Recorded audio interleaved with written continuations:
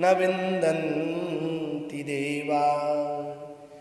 केवल भगवती ही ऐसी सामर्थ्य युक्त है जो मनुष्य को भोग और मोक्ष दोनों देने का सामर्थ्य रखती है, जो दीक्षित नहीं है किसी भी मंत्र जप में अथवा पाठ करने में, जिसका उसने शिक्षा नहीं ली है, दीक्षा नहीं ली है गुरु जी से, अगर वो व्यक्ति सप्तशती का पाठ करता है तो फल नहीं मिलेगा। एक भी शब्द का अगर गलत उच्चारण हो गया तो उस मंत्र का, उस यज्ञ का हमें फल ही नहीं मिलेगा। तो बिना दीक्षा के दुर्गा कवच भी नहीं किया जा सकता? बिना दीक्षा के जो है किसी भी अदीक्षित से नात्र अधिकार है। नमस्कार। भगवती के बारे में चर्चा करने के लिए आज हमारे साथ हैं ज्योतिषाचार्य और पुराण विशेषज्ञ डॉक्टर मनमोहन शर्मा जी। मनमोहन शर्मा जी, आपका हमारे चैनल पे बहुत बहुत स्वागत है। आचार्य जी, दुर्गा सप्तशती का इतना महत्व क्यों है? आपने मन को अत्यंत प्रसन्न कर दिया। दुर्गा सप्तशती कहते ही चिदानंद कंदम हसन्मंद मंदम शरच्चंद्र कोटि प्रभापुंज बिंबम मुनीनां कवीनां हृदि द्योतयन्तं स्वरूपं त्वदीयं न विन्दन्ति देवा। जो प्रत्येक मनुष्य के अंदर आनंद रूप में विद्यमान है, जो कवियों के, मुनियों के हृदयस्थ होकर हृदय में बैठ करके उनको आनंद की अनुभूति करवाती है, ऐसी भगवती जिनकी परम उपासना दुर्गा सप्तशती में बताई गई है। भगवती को प्रसन्न करके मनुष्य समस्त भोगों को भोगता है, क्योंकि पुराणों में भी वर्णन आता है कि केवल भगवती ही ऐसी सामर्थ्य युक्त है जो मनुष्य को भोग और मोक्ष दोनों देने का सामर्थ्य रखती है। अन्य आप नारायण की उपासना करेंगे तो आपको मोक्ष मिलेगा, शंकर जी की उपासना करेंगे तो आपको विद्या मिलेगी, लेकिन भगवती में ही एकमात्र सामर्थ्य है जो मनुष्य को भोग भी दे सकती है और मोक्ष भी दे सकती है। तो इसलिए सप्तशती में तो भगवती के दिव्य स्वरूप का वर्णन किया गया है। सप्तशती का पाठ किस तरीके से करना चाहिए? सप्तशती के पाठ को देखिए, पहले तो सबसे पहले जब हम सनातन परंपरा में कोई भी कार्य करते हैं तो गुरु का विशेष महत्व है। अदीक्षितस्य नात्र अधिकारः। जो दीक्षित नहीं है किसी भी मंत्र जप में अथवा पाठ करने में, जिसका उसने शिक्षा नहीं ली है, दीक्षा नहीं ली है गुरु जी से, अगर वो व्यक्ति सप्तशती का पाठ करता है तो फल नहीं मिलेगा। सबसे पहले किसी गुरु के सानिध्य में जाना चाहिए और सप्तशती को पढ़ना चाहिए। अगर गुरु के सानिध्य में बैठ करके सप्तशती को पढ़ा और उसका उच्चारण सीखा, क्योंकि एक भी शब्द का अगर गलत उच्चारण हो गया तो उस मंत्र का, उस यज्ञ का हमें फल ही नहीं मिलेगा।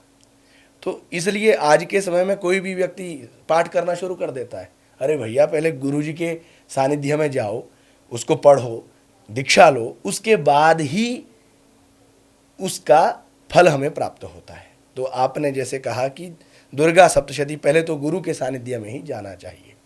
किसी श्रेष्ठ, जो अच्छे संस्कृत के ज्ञाता हो, जो अच्छा पाठ करते हो, जो पाठ के विशेषज्ञ हो, उनके पास बैठ करके पहले सप्तशती का अध्ययन करें और उसके बाद उनकी आज्ञा से ही पाठ प्रारंभ करना चाहिए।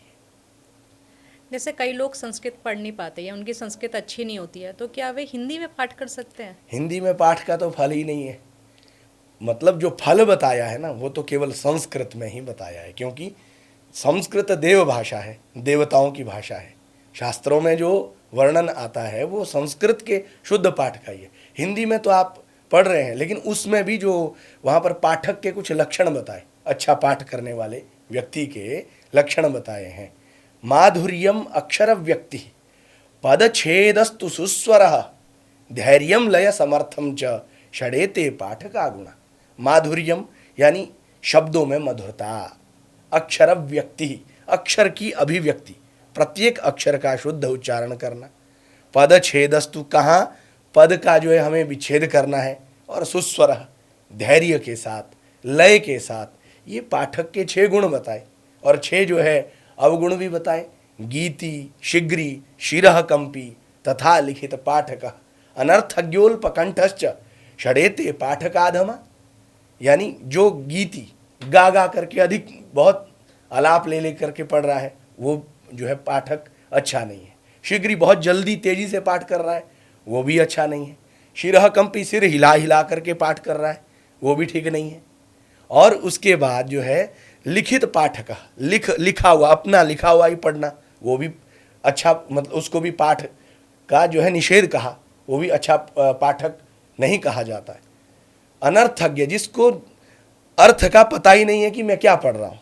और अल्पकंठश्च, यानी अल्पकंठ से जो पाठ किया जाए, ये 6 जो है अधम पाठक माने गए। तो पाठ का फल तो तभी मिलेगा जब नियम पूर्वक उसको किया जाएगा। नियम क्या है? नियम, सबसे पहला नियम तो अदीक्षितस्य नात्र अधिकारः, जिसकी दीक्षा नहीं है उसका अधिकार नहीं है। नहीं, लेकिन काफ़ी सारे वीडियोस में हमने ये देखा है, ऐसा कहते हैं काफ़ी लोग कि आप जैसे नवरात्र होते हैं या फिर आप माता की पूजा करते हैं तो आप पाठ कर सकते हैं, आप नित्य एक अध्याय का पाठ कर लें, धीरे धीरे धीरे सारे अध्यायों का पाठ कर लें। तो ये देखिए क्या वो सही तरीका आपके है? स्वांतः सुखाय के लिए है, अपने सुख के लिए है। लेकिन अगर आपको शास्त्रोक्त विधि से करना है, या तो किसी योग्य ब्राह्मण को आप बुलाएं अपने घर में, उनका आवरण करें, 9 दिन पर्यंत उनसे प्रार्थना करें कि आचार्य जी आप हमारे निमित्त पाठ कीजिए, या किसी योग्य जो है उसमें गुरु के सानिध्य में जाकर के उस ग्रंथ को पढ़ें, तभी पाठ का फल है। मैं आपके मतलब जो है YouTube में बैठ करके आपके चैनल में आकर के जो है गलत संदेश नहीं दूंगा, क्योंकि जब शास्त्र युक्त मनुष्य कार्य करेगा उससे उसको सुख मिलेगा। शास्त्र विरुद्ध कार्य करके ना तो सुख मिलेगा, ना सदगति मिलेगी, कुछ भी नहीं मिलेगा। तो आज के समय में मैं ये कह दूँ, हाँ पाठ अवश्य प्रयास करना चाहिए। जैसे सप्तशती है उसका हिंदी का पाठ देख लिया, अथवा जो आप पाठ के फल की जहाँ पर बात कर रही है वो तो बिना दीक्षा के, बिना मंत्र शुद्धि के मिल ही नहीं सकता। तो इसका क्या बुरा असर भी होता है? बिल्कुल बुरा असर होता है, क्योंकि जो है एकोपि शब्दः सम्यक प्रयुक्तः सुज्ञातः स्वर्गे लोके च कामदुक् भवति। अगर एक भी शब्द आपके द्वारा शुद्ध पढ़ा जाता है, स्पष्ट पढ़ा जाता है, तो वो स्वर्ग में कामधेनु गाय जैसे समस्त वस्तुएं प्रदान करती है वो सब प्रदान करता है। लेकिन अगर एक भी अक्षर गलत हो जाए तो क्या हो जाएगा? अर्थ का अनर्थ हो जाएगा। जब अर्थ का अनर्थ हो जाएगा तो आपने सुना ही होगा पुराणों में कि इस मंत्र का गलत प्रयोग हो गया तो ये हो गया। तो मंत्र का कभी भी अशुद्ध उच्चारण नहीं होना चाहिए। तो ये नवरात्र में हमें विशेष ध्यान रखना है। मतलब भगवती की उपासना का एक विशेष महत्व है नवरात्र में। जैसे नवरात्र में जो है हमारे 2 नवरात्र होते हैं प्रकट रूप में, चैत्र नवरात्र और शारदीय जो नवरात्र आते हैं। और शारदीय नवरात्र का तो विशेष महत्व है। शरद काले मतलब जो है उसमें शरद ऋतु में जो उपासना की जाती है भगवती की, मनुष्य को जो है भोग और मोक्ष दोनों प्रदान करने वाली है। तो इसलिए जो है भगवती से संबंधित यह जो चराचर जगत है, क्योंकि भगवती प्रकृति स्वरूपा है। प्रकृति आज के समय में प्रकृति की क्या हम जो है अच्छे से देखभाल कर रहे हैं? प्रकृति के प्रति हमारा क्या कर्तव्य है? जब भगवती के प्रति हम समर्पित नहीं है, प्रकृति के प्रति हम जो है उत्पात मचा रहे हैं, तो निश्चित हमारा विनाश निश्चित है। तो बिना दीक्षा के दुर्गा कवच भी नहीं किया जा सकता? बिना दीक्षा के जो है किसी भी अदीक्षितस्य नात्र अधिकारः। भगवान शंकर तो रुद्र यामल तंत्र में यहाँ तक कहते हैं कि जो मनुष्य भगवती देवी के साथ, महादेव का बड़ा सुंदर संवाद चल रहा है, महादेव कह रहे हैं कि हे प्रिय, जो बिना दीक्षा के मंत्र जप करता है, जैसे हम पत्थर के ऊपर बीज रखते हैं ना, वो बीज रह जाता है सिर्फ देखने के लिए, वो अंकुरित नहीं होता, ऐसे ही बिना मंत्र की दीक्षा के मनुष्य को किसी भी मंत्र का फल नहीं मिलता। तो पहले क्यों होता था? गुरुकुलों में जाकर के पहले ब्राह्मणों को जो है साधना करवाई जाती थी गुरु के सानिध्य में बैठ करके, तभी तो मंत्र का फल मिलेगा। देवी कवच कई लोग प्रतिदिन करते हैं, तो उन्हें नहीं करना चाहिए नहीं, बिना दीक्षित हुए? करना चाहिए। मैंने ये नहीं कहा कि नहीं करना चाहिए, अधिकार तो नहीं है, लेकिन उसका फल अगर चाहते हैं तो गुरुमुख अवश्य कर लेना चाहिए। किसी गुरु के सानिध्य में जाकर के किन्हीं को अपना मतलब जो भी उस विषय के मर्मज्ञ हों, विशेषज्ञ हों, हमारे पुरोहित जी हों, हमारे आचार्य जी हों, कोई हमारे संपर्क के संस्कृत के अच्छे विद्वान हो, जिसका आचरण अच्छा हो, जो यानी गुरु, गु शब्द का अर्थ है घोर अंधकार, रू शब्द का अर्थ है प्रकाश, जो मनुष्य को घोर अंधकार से प्रकाश की ओर ले जाता है उसको गुरु कहते हैं। और गुरु के प्रति जो है धी विद्याम च लभते गुरुर आदेश मात्र था, बुद्धि और विद्या तो गुरु के आदेश मात्र से मिल जाती है। तो अपने आप, क्योंकि पहले के समय में जो है जो पंचदेव उपासना है, 5 देवता जो है जैसे गणेश, दुर्गा और शिव, नारायण और सूर्य, इनकी उपासना गृहस्थ में बड़ी विशेष महत्व वाली बताई गई है। तो पहले कुल पुरोहित जी होते थे जिनको कुल गुरु कहा जाता है। आज के समय में लोग शहरों में रहते हैं तो कुल पुरोहित वाली जो परंपरा है, जो सनातन का संस्कृति का जो लोप हुआ है, उसके कारण तो चीज़ें ऐसे भी खंडित हो गई है। तो इसलिए किसी योग्य ब्राह्मण को, योग्य आचार्य को अपने परिवार में हमें समय समय पर बुलाते रहना चाहिए और उनके सानिध्य में रह करके अपने प्रत्येक कार्यों को करना चाहिए। तो काफ़ी सारे वीडियोस में ये भी बोलते हैं कि भगवान शिव को गुरु मान के आप कर सकते हैं, तो ऐसा किया जा सकता है? हाँ, ये बात आपकी ठीक है, क्योंकि शास्त्रों में वर्णन आता है कि आरोग्यम भास्करादिच्छेत, धनम इच्छेत हुताशनात्, ज्ञानम शंकरादिच्छेत, मुक्तिमिच्छेत जनार्दनात्। अगर किसी को आरोग्यता चाहिए कि हमारा शरीर स्वस्थ रहे तो सूर्य नारायण की उपासना करनी चाहिए, और धन चाहिए तो कुबेर की उपासना करनी चाहिए, ज्ञान चाहिए तो शंकर की उपासना करनी चाहिए। तो अनन्य भाव से महादेव के चरणों में समर्पित होकर के जब आप ये कहेंगे कि हे महादेव, मैं आपके सानिध्य में हूँ और अब आप ही मेरे गुरु हैं, आप ही मेरे माता हैं, आप ही मेरे पिता हैं, आप मेरा मार्गदर्शन करें। लेकिन वहाँ पर एक संशय तो जरूर है, क्योंकि संस्कृत बिना अभ्यास किए आप शुद्ध पढ़ नहीं सकते। और त्रुटि हो गई तो कौन आगे बताएगा? त्रुटि हो गई तो मतलब मैंने कहा ना कि भाई आपको किसी, अब भगवान कृष्ण है, जब उनका अवतार हुआ वो तो सकल विद्याओं के ज्ञाता है, एक चुटकी बजाते ही कुछ भी करने में सामर्थ्य रखते हैं। लेकिन फिर भी वो सांदीपनी ऋषि के आश्रम में गए। भगवान श्री राम ने जब अवतार लिया तब जो है गुरु के पास क्यों गए?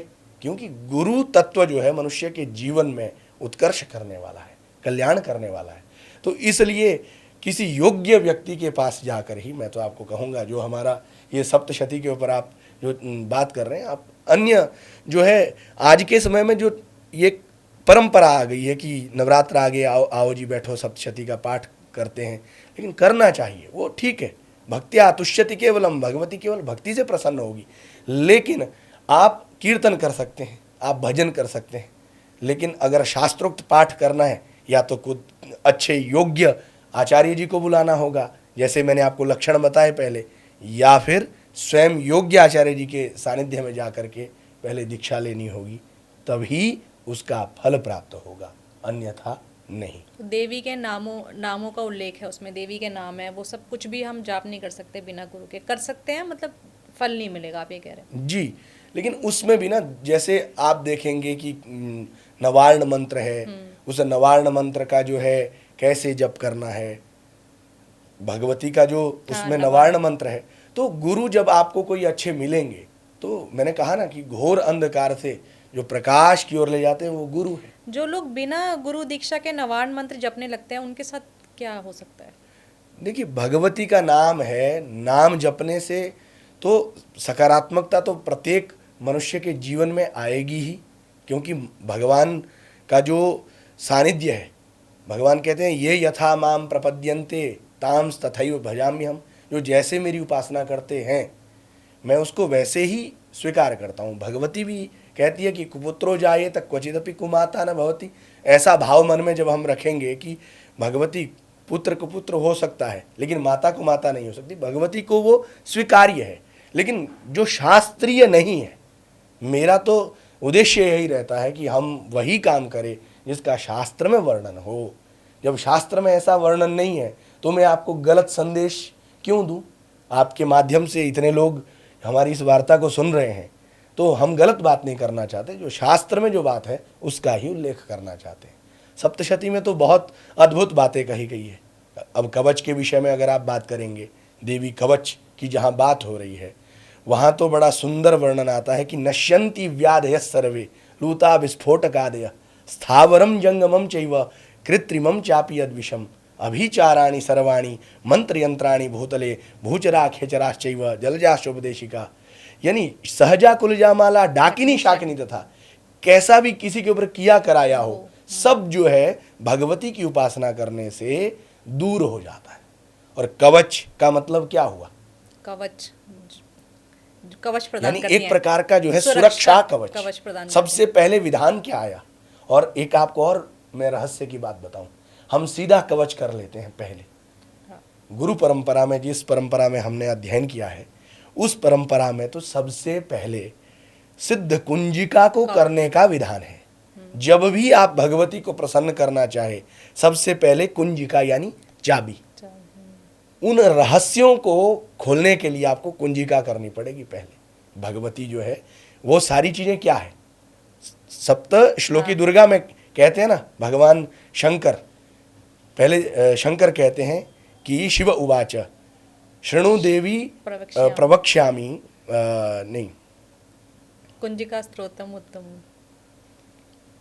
भगवती कह रही है भगवान शंकर को, शृणु देव प्रवक्ष्यामि कलौ सर्वेष्ट साधनम मया तवैव स्नेहेन प्यंबा स्तुति प्रकाश्यते। हे महादेव सुनो, आपके स्नेह के कारण कह रही हूँ, अन्यथा मुझे कहने की आवश्यकता नहीं है। आपका जो मेरे प्रति जो अनुराग है, प्रेम है, इसलिए मैं कह रही हूँ। शृणु देव प्रवक्ष्यामि कलौ सर्वेष्ट साधनम, कलयुग में समस्त इष्टों को, समस्त कार्यों को सिद्ध करने के लिए अगर कुछ है तो वो अम्बा की स्तुति है। वो अम्बा स्तुति मेरे द्वारा प्रकाशित की जा रही है। और उस अम्बा स्तुति को प्रकट करने वाले अगर कोई देवता है, उसके नारायण ऋषि है। यानी नारायण, भगवान नारायण ने ही जो है भगवती की महिमा को गाया है। तो पहले सिद्ध कुंजिका की दिव्य जो है अच्छा उच्चारण करके, अच्छा पाठ करके, फिर कवच यानी सुरक्षा कवच धारण किया। उसके बाद है अर्गला। अर्गला का मतलब क्या हुआ? जब आपने कवच धारण कर लिया, अर्गला कहते हैं कुंडी को, यानी आपने उसको जो है फिर कुंडी लगा दी, मतलब भगवती को जो है अपने अंदर जो है स्थापित कर दिया। उसके बाद आता है कीलक। ये कवच अर्गला कीलक पाठ के आरंभ में इनको करने का विधान बताया, और कुंजिका सहित। फिर एक आता है दिव्य थर्वशीर्ष, जो वेदोक्त है और बहुत महामृत्युम तरति, जो उसका जो पाठ करता है विधिवत, महान मृत्यु को जो है वो, अगर उसके जीवन में महान मृत्यु तुल्य संकट हो, कष्ट हो, वो सब दूर हो जाता है जो शास्त्रोक्त विधि से उसका पाठ करता है। और सबसे पहले अगर आप गीता प्रेस गोरखपुर की जो दुर्गा सप्तशती है, उसमें श्री दुर्गाष्टोत्तर शतनाम स्तोत्र है, भगवती के 100 नामों की चर्चा की गई है। जो उसका नित्य पाठ करता है, वहां पर वर्णन आता है, राजानो दासताम यान्ति राज्य श्रियम अवाप्नुयात। बड़े बड़े राजा को भी दास बना देता है, आपका दास बना देता है, और राज्य की जो श्री है, लक्ष्मी है, वो समस्त प्रदान करता है। और भी सप्तशती में एक बड़ी सुंदर बात है, वो आपको प्रकट करता हूँ कि भगवती स्वयं कहती है, क्या कहती है, या श्री ही स्वयं सुकृतिनाम भवनेश्व लक्ष्मी पापात्मनाम कृतधियाम हृदयेषु बुद्धि श्रद्धा सताम कुलजन प्रभवस्य लज्जा ताम त्वाम नतास्म परिपालय देवी विश्वम। जो भगवती है ना, जो जगदम्बा है, या श्री ही स्वयं, जो मनुष्य सुकृत्य करता है, ईमानदारी से कार्य करता है, कर्मनिष्ठा के साथ अपने कार्य को करता है, उसके घर में लक्ष्मी के रूप में भगवती विराजित होती है। उसको अपार वैभव, धन, कीर्ति, यश सब कुछ प्रदान करती है। और पापात्मनाम कृतधियाम हृदयेषु बुद्धि, जो पाप कर्म करता है, 2 नंबर का काम करता है, उल्टे सीधे कार्य करता है, उसके घर में भगवती अलक्ष्मी के रूप में विराजित होती है, उसका सब कुछ हर लेती है। भगवती तो क्योंकि सर्वत्र व्याप्त में किसी ना किसी रूप में विराजित है। और श्रद्धा सताम, जो सज्जन मनुष्य है, उसके हृदय में श्रद्धा के रूप में विद्यमान है। और कुलजन प्रभवस्य लज्जा, और कुलीन मनुष्यों के हृदय में लज्जा के रूप में विद्यमान है। ऐसी भगवती, तो स्त्रियों के विषय में हम बात कहें, अगर हम स्त्रियों का सम्मान ही नहीं करेंगे तब तो कभी भगवती प्रसन्न हो ही नहीं सकती। नारायण प्रभु यानी उसके ऋषि है ना, मार्कंडेय पुराणांतर्गत भगवान नारायण भगवती के परम उपासक है। वेद व्यास जी उन्हीं का ही तो अवतार है। लिख रहे हैं, क्या लिख रहे हैं कि विद्या समस्ता स्तव देवी भेदा स्त्रियः समस्ता सकला जगत्सु त्वयैकया पूरितमं वये तद कहते स्तुति स्तव्य परापरोक्ति की जितनी भी इस संसार में स्त्रियां हैं वो सब मेरा ही भेद है। और स्त्रियः समस्ता और जितनी विद्याएं हैं वो भी भगवती का ही स्वरूप है। इस तरह से जब तक मनुष्य स्त्री का सम्मान नहीं करेगा, माता के रूप में सम्मान नहीं करेगा, पत्नी के रूप में सम्मान नहीं करेगा, पुत्री के रूप में सम्मान नहीं करेगा, अथवा एक महिला के रूप में सम्मान नहीं करेगा, तब तक कुंडली में जो शुक्र ग्रह है वो भी पुष्ट नहीं होगा और जो है उसके जीवन में सुख, हमने चर्चा प्रारंभ की थी भोग से और मोक्ष से, वो दोनों चीजें मिल ही नहीं सकती। तो सिद्ध कुंजिका है, इसको भी बिना दीक्षा के नहीं किया जा सकता। मैंने कहा मंत्र का जप भी बिना दीक्षा के नहीं हो सकता। एक छोटा सा मंत्र भी अगर आपने, पर ये तो रुद्रयामल तंत्र से लिया हुआ है। तो रुद्रयामल तंत्र शब्द कोई सामान्य नहीं है। तंत्र जो बिना दीक्षा के करेगा उसका तो सब कुछ समाप्त हो जाएगा, क्योंकि तंत्र शब्द का अर्थ है तनु विस्तारणे धातु से तंत्र शब्द बना है, यानी हर चीजों का विस्तार, वो है तंत्र। और तंत्र के सबसे बड़े तंत्रज्ञ तो भगवान भोलेनाथ है। तो उनकी आराधना से ही जो है, यानी और जो गुरु है वो भी शिव स्वरूप ही है। तो बिना गुरु के, तो कबीरदास ने ऐसे नहीं कहा ना कि मतलब जो है गुरु गोविंद दोनों खड़े काके लागू पाए, बलिहारी गुरु आपने गोविंद दियो मिलाए। गुरु को श्रेष्ठ माना पहले। और उपनिषदों में हमारे यहाँ पर वर्णन जो है कि यस्य देवे परा भक्ति यथा देवे तथा गुरु तस्येते कथिता ह्यार्था प्रकाशन्ते महात्मना। जिसकी देवता में जो भक्ति है अगर वो गुरु चरणों में हो जाए तो उसका तो कल्याण निश्चित है। तो मेरे कहने का सभी लोगों को यही मतलब सभी लोगों से प्रार्थना है, आपके दर्शकों से यही प्रार्थना है कि बिना गुरु के आप अगर कर रहे हैं तो ये अच्छा नहीं है। अच्छे गुरु के पास जाकर के वहाँ अभ्यास कीजिए, प्रयास कीजिए, निश्चित रूप से अच्छा शुभ फल आपको प्राप्त होगा। तो अगर कोई देवी की उपासना शुरू करना चाहता है तो वो क्या करे? देवी की उपासना करना चाहता है तो किसी शाक्त संप्रदाय से जो शक्ति के उपासक हो, यानी जैसे विष्णु के उपासक को वैष्णव कहा जाता है, शिव के उपासक को शैव कहा जाता है और शक्ति के उपासक को शाक्त कहा जाता है। तो शाक्त संप्रदाय से संबंधित आचार्य के सानिध्य में जाएं और उनसे प्रार्थना करें। यदि वो आपको योग्य समझेंगे तो अपना शिष्य अवश्य बनाएंगे और उस परंपरा का अनुकरण करते हुए फिर ही जो है भगवती की उपासना दीक्षा जब तक नहीं मिल रही है या गुरु जब तक नहीं मिल रहे हैं तब तक घर पर देवी की उपासना क्या कर सकते हैं? बिल्कुल, तब तक ये आपने बहुत सुंदर प्रश्न किया है। तब तक जैसे हमारी जो कुलजा भगवती है, यानी घर में किसी के कुल देवी होती है, उनकी आराधना करें, जो भी हमारी परंपरा है। और भगवती दुर्गा चालीसा का, जैसे दुर्गा चालीसा है जो हमारी लौकिक भाषाओं में है, दुर्गा चालीसा का निरंतर तब तक पाठ किया जाए। अगर मन में भगवती की कृपा होगी, जब मन में दृढ़ विश्वास होगा कि मुझे उपासना मार्ग में जाना है, क्योंकि उपासना मार्ग अत्यंत कठिन मार्ग है, क्योंकि उसमें जो है आपका चयन स्वयं करती है भगवती कि कौन मेरे योग्य है। जो मनुष्य जो है भगवती की उपासना करना चाहता है, निरंतर पहले तो 27 दिन तक क्रमशः किसी भी एक दिन प्रारंभ करे। संध्या काल के समय एक घी का दीपक जलाएं भगवती के सामने और दीपक जला करके जो है भगवती की दुर्गा चालीसा का पाठ करें। और जो हमारे सिद्ध पीठ है, जैसे सिद्ध पीठ भारत में जैसे हिमाचल प्रदेश में भगवती का प्राकट्य ही माना जाता है कि हिमाचल सुतानाथ संस्तुते परमेश्वरी। इस तरह से जो है किसी सिद्ध पीठ में जाकर के, भगवती के मंदिर में जाकर के जो है भगवती के सम्मुख विराजमान होकर के वहाँ पर दुर्गा चालीसा का पाठ करें। अथवा मन में जो भी भाव आए उसकी निरंतरता, यानी मैंने कहा ना कि दुर्गा चालीसा को 27 दिन तक लगातार करे संध्या काल में, तो निश्चित रूप से भगवती मार्ग प्रशस्त करेंगी और अच्छे गुरु प्रदान करेंगी जिससे कि उपासना मार्ग प्रशस्त हो। बिना गुरु के क्या कर सकते हैं? चालीसा, आरती, चालीसा, आरती, अपनी नित्य नामों क्रियाएं। का जाप। जी, लेकिन बिना गुरु, गुरु का मतलब होना अत्यंत आवश्यक है। तो हमारा जो, मैंने आपको बार बार ये आपके इस पॉडकास्ट में स्पष्ट की है कि हमारा जो परिवार है पहले किसी आचार्य के, पुरोहित के मार्गदर्शन में ही जुड़ा रहा है। हमारी ये संस्कृति रही है कि गृहस्थ में जो व्यक्ति जब प्रवेश करता है गृहस्थ आश्रम में, तो 3 ऋण होते हैं: देव ऋण, ऋषि ऋण और पितृ ऋण। देव ऋण से उऋण होने के लिए देवताओं की उपासना बताई गई है। ऋषि ऋण से निवृत्त होने के लिए, उऋण होने के लिए गुरु का सानिध्य, ब्राह्मणों की सेवा बताई गई है। पितृ ऋण से निवृत्ति के लिए, उऋण होने के लिए पितरों की सेवा, पितरों के लिए श्राद्ध तर्पण इत्यादि का विधान किया गया है। देवी की पूजा क्या रात में की जाती है?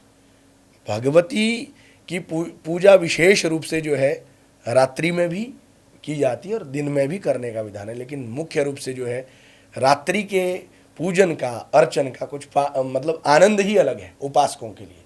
चंडी पाठम दिवा रात्रौ कुरिया देव न संशय, शास्त्र कह रहा है कि चंडी पाठ जो है दिन में करो अथवा रात्रि में करो, इसमें कोई संशय नहीं करना चाहिए। हाँ, कुछ देवियां हैं जैसे भगवती के अलग अलग स्वरूप है, उसमें जो है कुछ ऐसे स्वरूप है जिनकी उपासना केवल रात्रि में होगी।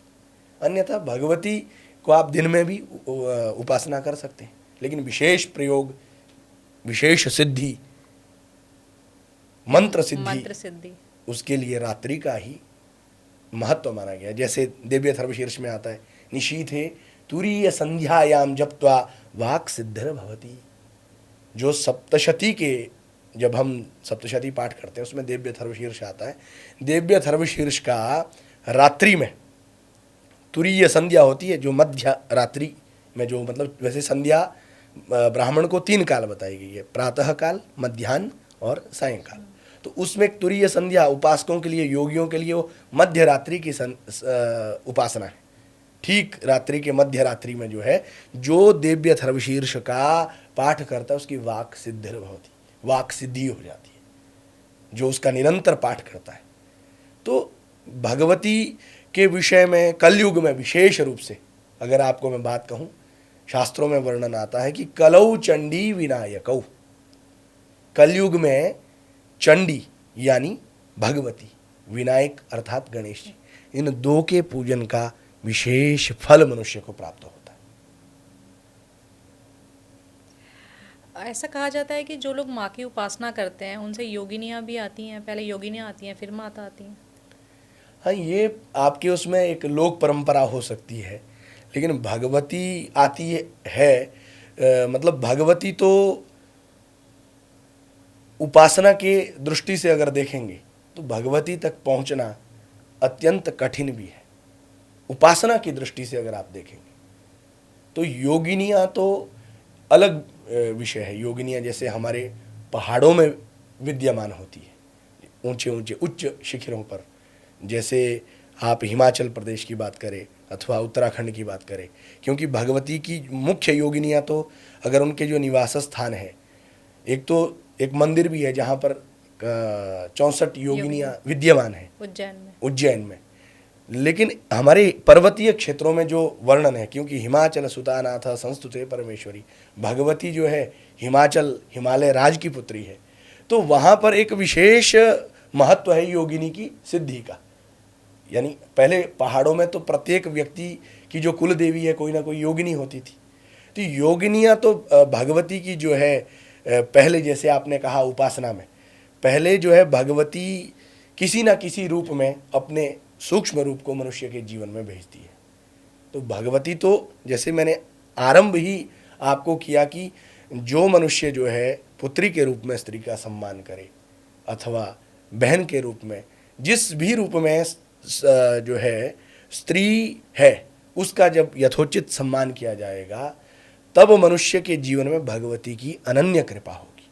क्योंकि स्त्रियः समस्ता सकला जगत्सु, शास्त्र में वर्णन आया है कि जितनी भी स्त्रियां हैं वो सब भगवती का ही स्वरूप है। जो लोग लंबे समय तक भगवती की पूजा करते हैं उन्हें कैसे आभास होता है भगवती के आने का? ये तो अनुभूति का विषय है। लंबे समय तक भगवती की उपासना जो करते हैं, क्योंकि भगवती जो है चेतना में, चिति रूप में मनुष्य के अंदर आप अगर बात करेंगे, ये एक अनुभूति का विषय है किसी साधक के लिए, किसी उपासक के लिए, क्योंकि भगवती तो हमारे अंदर ही विद्यमान है, वो कहीं से आ नहीं सकती है। जैसे कि कोई मनुष्य जो है अस्वस्थ होता है, बीमार होता है, तो उसमें उसको ये कहते हैं, वो स्वयं कहता है कि मेरे अंदर जो है शक्ति नहीं रही। वो ये नहीं कहता कि मेरे अंदर शंकर जी नहीं रहे या विष्णु जी नहीं रहे, शक्ति नहीं रही, क्योंकि शक्ति जो है हमारे अंदर ही विद्यमान है। लेकिन वही बात आई, मतलब उपासना के द्वारा उस शक्ति तत्व को हम जागृत कर सकते हैं। तो उपासना तो जो है हमें गुरु चरणों में ही प्राप्त होगी। कुछ महिलाएं होती हैं जो सिर विर हिलाती हैं, कहती हैं मेरे अंदर माता आ रही हैं, तो क्या माता किसी के अंदर आती हैं? देखो, पहाड़ों की तो जो परंपरा है, वहाँ तो जो ये माता के आने की जो परंपरा है, यानी देवताओं का जो है वायव्य रूप में, वायु के रूप में जो है प्रवेश पहाड़ों में, पर्वतों में जो है लोगों में आवेश आता है, इसका वर्णन है। लेकिन उसकी कुछ एक विशेष स्थितियां निश्चित की गई है, कुछ विशेष परीक्षाएं निश्चित की गई है। उनको अगर जो है फॉलो किया जाए या एक विशेष परंपरा के अनुसार उनका ज्ञान किया जाए, तब इस विषय में स्पष्टता की जा सकती है। इसको आप पूर्ण रूप से ढोंग नहीं कह सकते कि भाई ये मतलब जो है ऐसे ही है। हाँ, लेकिन उसके पीछे का मतलब उसकी परीक्षा या उसका संस्कार हमारे यहाँ पर, जैसे मैं आपको सामान्य रूप से बात बताऊं, पर्वतों पर, पहाड़ों में जो मंदिर है, किसी देवता का मंदिर है, कोई किसी ऋषि का मंदिर है, वहाँ पर एक विशेष व्यक्ति होता है जो प्रतिनिधि होता है, जिसको गुर कहते हैं। मतलब एक प्रकार का गुरु से संबंधित शब्द है। उसमें देवता का आवेश आता है, तो उसमें और उसकी बात को पदवाक्य प्रमाण माना जाता है।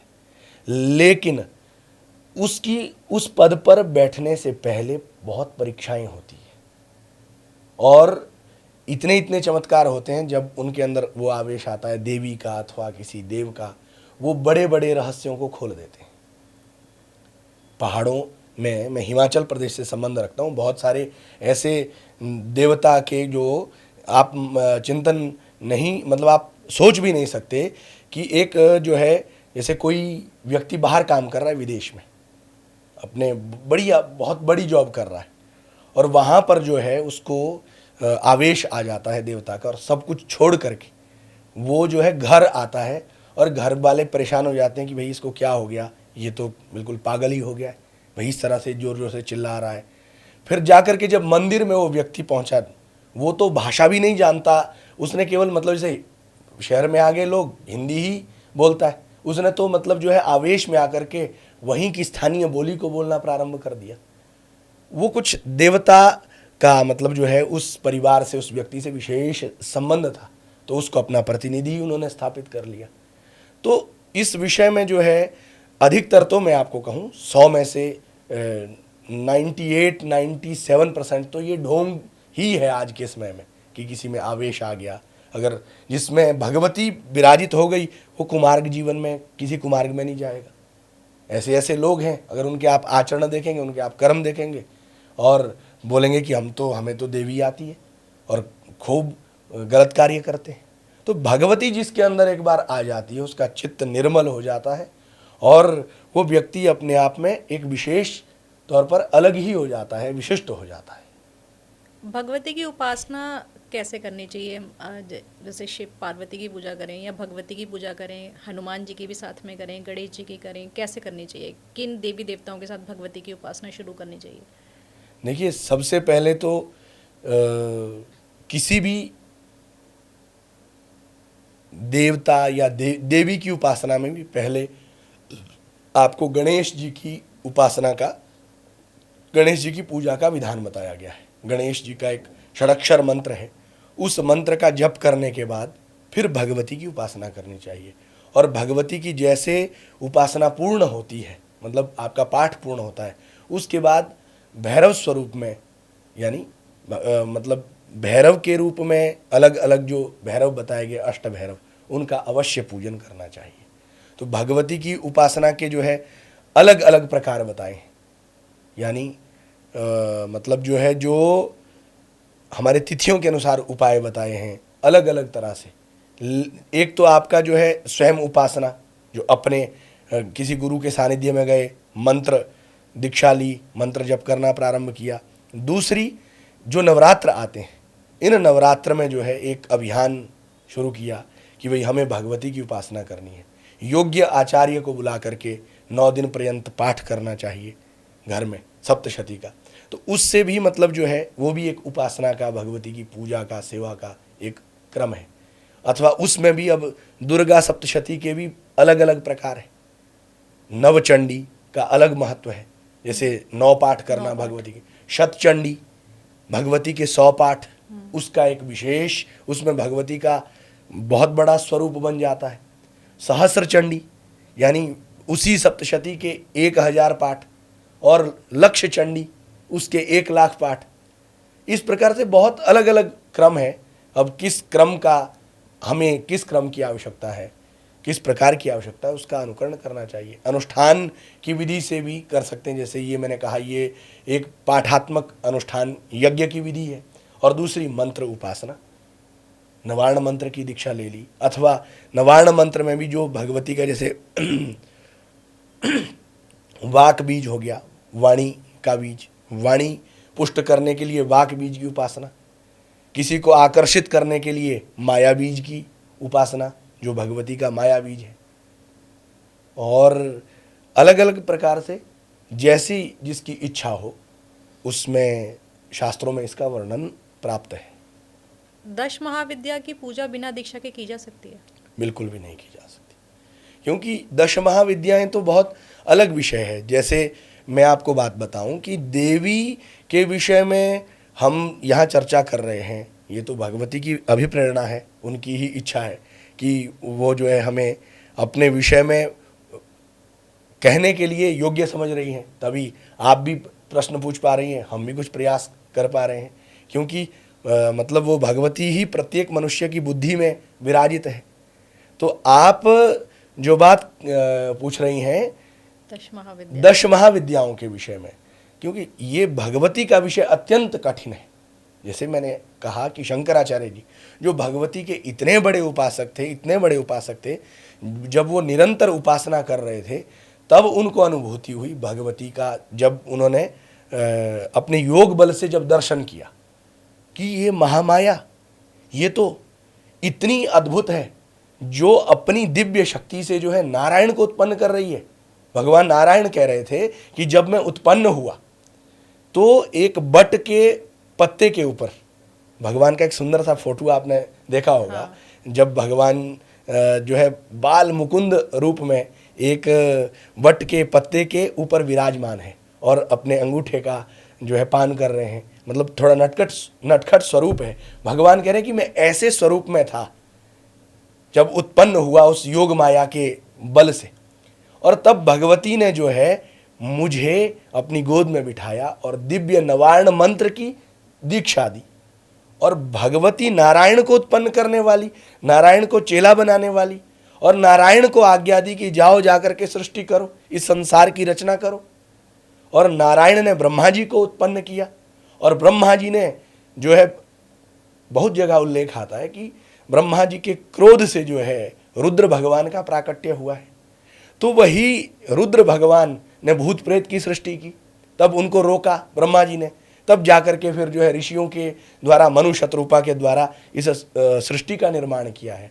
तो शंकराचार्य जी को जब ये अनुभूति हुई, अब आप 10 महाविद्याओं की बात कर रहे हैं, शंकराचार्य जी कह रहे हैं कि भाई अनादिम सुरादिम भवादिम मखादिम स्वरूपम त्वदीयम न विंदन्ति देवा। अरे अनादिम, अनादि काल से जो है, जो सुरादि इंद्रादि देवता है, ब्रह्मा जी है, विष्णु है, शंकर है, वो आपके स्वरूप को नहीं जान पाए तो हम कैसे जान पाएंगे। तो 10 महाविद्या वाला जो विषय है वो अत्यंत क्लिष्ट है। अगर उस विषय में हम चर्चा करेंगे भविष्य में, अगर भगवती की अभिप्रेरणा हुई। लेकिन 10 महाविद्याओं में जो भगवती के स्वरूप है वो बहुत दिव्य स्वरूप है, बहुत ही ऊर्जा प्रदान करने वाले हैं।